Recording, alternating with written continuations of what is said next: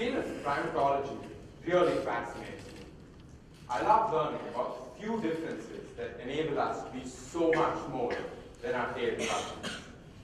The most obvious and stark difference is that we possess the power of thought and the ability to transfer our thoughts and ideas from one generation to the next. The other, subtle yet more prominent difference that has led to the success of our race is our innate nature to share our resources. Unlike our tail cousins, we have always shared whatever resources we have had with one another, be it food, water, or even knowledge. And in the long run, it is this defining characteristic of ours, coupled with our power of thought, that has led us to where we are today. The human race has had centuries of reinforcement, wherein people always shared and imparted what they had. But sadly, this genetic and social convention has snowballed into an indispensable desire to satiate one's needs. This goes against the very core of human nature, and it makes larger the disparities that already so evidently plague our race. In 2010, the Indian government announced that there is roughly one NGO for 400 citizens, or about 3 million NGOs in India. I think it only fitting that one of the largest number of NGOs in any country is in the country which has the greatest number of people below the poverty line. And reading into this bit of information, you may deduce that there is a copious amount of people actively engaged in trying to improve the life of their fellow citizens. But no, we can have all the activists, protesters, and fancy philanthropists representing a plethora of organizations, but that is not the end of it. So to find out what the end of it really is, each of you should ask yourselves this one simple question. What is charity to the average Indian person? Well, charity in general isn't bound by heaps of money or a list of organizations named after various causes. So what is it? And more importantly, what are the ways in which people can be charitable? I think I've summed it down to 3 primary things. The first method by which most people are charitable, the easiest and most common, is by the donation of their old and all their belongings that they no longer use. These are given to some NGO in the hope that someone somewhere is able to make some use of their things. This is equivalent to just disposing of our unwanted things with the added benefit of feeling really good about ourselves. The second method encompasses all monetary donations, ranging from alms given to a beggar on the street to larger donations made to, say, an organization. The very essence of a monetary donation is to enable someone else to make a difference. And we must be willing to part with a greater amount of our wealth if we want to enable a greater change. Or better yet, we could make that change ourselves. Which brings us to the third method, the donation of personal time and personal energy. I mean, by far, this is the most effective and most useful form of charity. But sadly, it is also the least utilized. Though we may have no such thing as a half-hearted volunteer, the very idea and notion of a person volunteering for a cause or trying to improve the lives of those less fortunate all around them is still in its nascent stages in India. So, now that we've seen what charity is in general and what are the ways in which people can be charitable, what does charity mean to the average Indian person? To the average Indian person, it comprises the first 2 forms, the donation of old things and minor monetary donations made from time to time. Rarely do any of us find people who are so actively engaged in trying to improve the lives of their fellow citizens. And more often than not, it is the aspiring job or college applicant who has a sudden urge to clock in hundreds and hundreds of hours of community service. And I agree that given no incentive whatsoever, why should any of us give away our personal time? It's just rather audacious, isn't it? Or is it? Audience, let me ask you, what do you think? Is asking a person for just 2 hours of their month to help someone else too much to ask? What do you think? Too much to ask or no? No.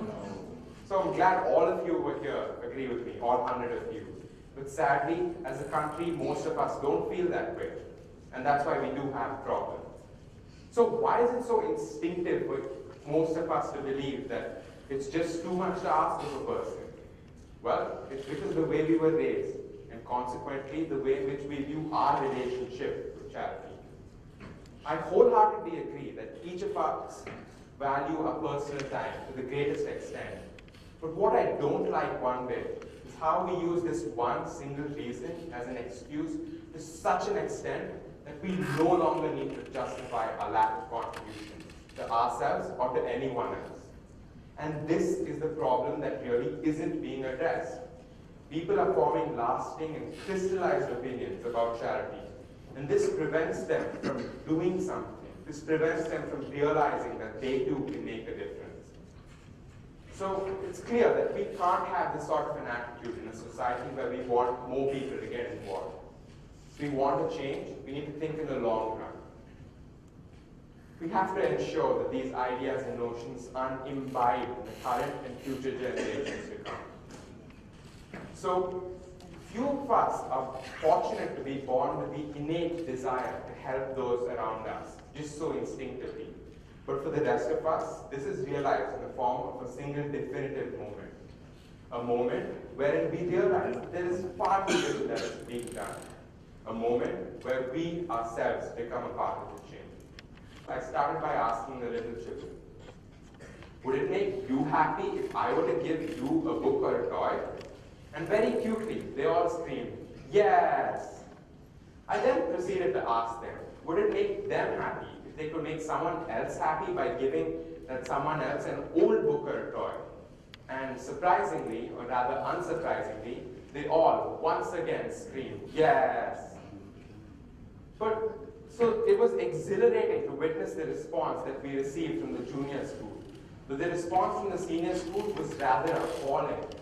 We received a meager 5 bags from a senior school spanning 700 students, teenagers, from grades 6 to 12. But from the junior school, grades 1 to 5, we received 600 kgs of old books, toys, and clothes.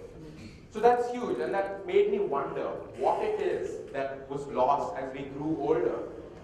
I asked a lot of my classmates, and most of them said that they were too busy, or a number of other reasons, but I got the feeling that they just couldn't be bothered. But this was the moment that I realized that I was nothing compared to the collective force of everybody together.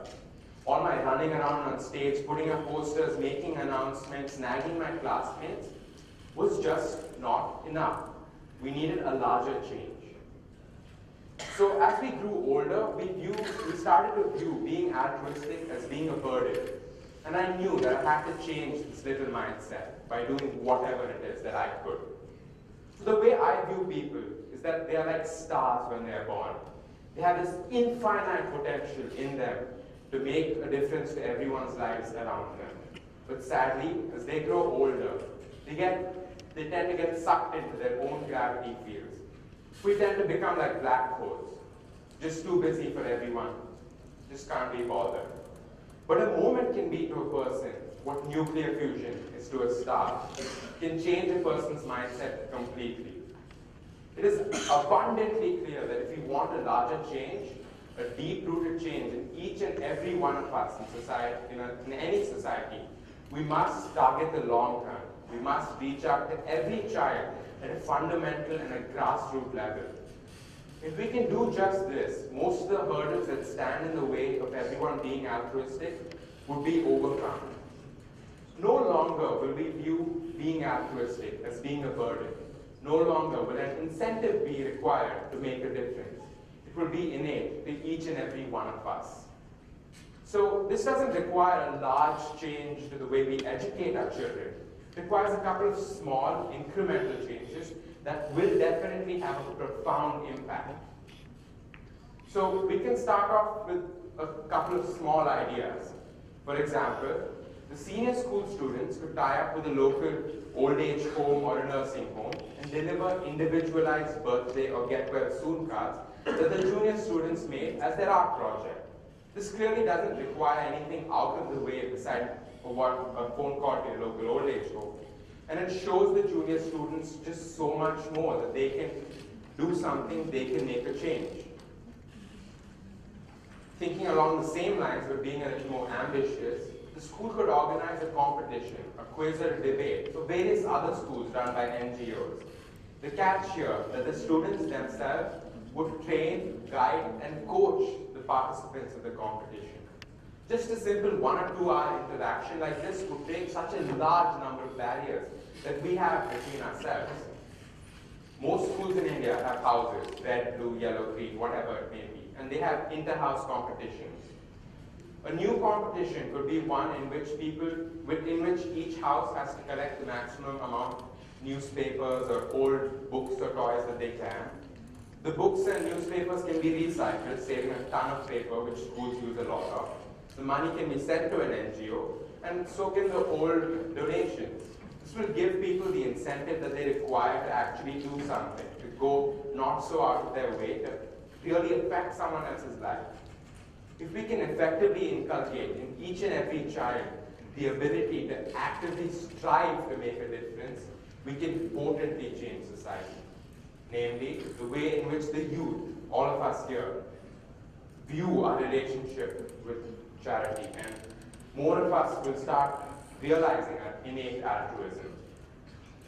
We then raise our children in a similar manner, ensuring that the change we can make today will propagate on for generations to come. I founded this NGO called Samatva, and Samatva means having a harmonious state of mind, or even equality and evenness.